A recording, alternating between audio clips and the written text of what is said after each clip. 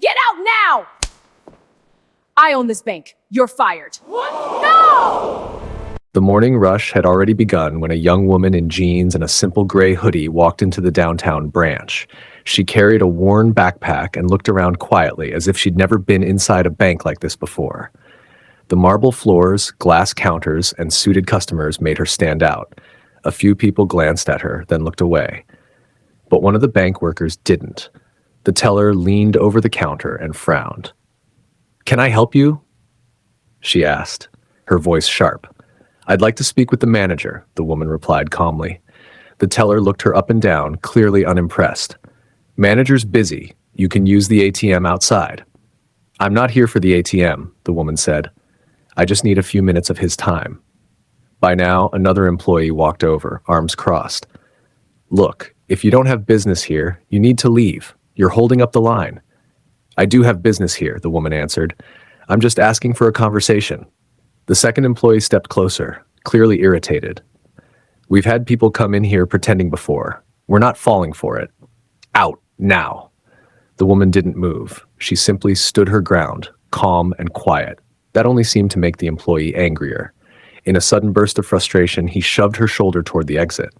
When she resisted, his hand struck her across the arm. The lobby went silent. Phones slowly came out. Customers stared.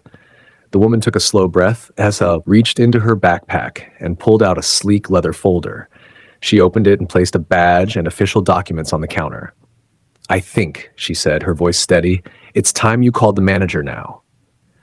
The teller's face drained of color as she read the name. The employee who had shoved her froze in place. Just then, the branch manager hurried out of his office. "Ma'am, I'm so sorry for the wait." He stopped mid-sentence when he saw her. "Miss Carter?" The entire room felt like it stopped breathing. She nodded. "Good morning. I came in unannounced to see how customers are treated here." The manager's eyes darted to his staff, then back to her. I understand." She turned toward the two employees. "You didn't ask my name. You didn't ask how you could help. You decided who I was based on how I looked." Neither of them could speak. She picked up her folder. "I own this bank, and effective immediately, you both no longer work here." Gasps rippled through the lobby.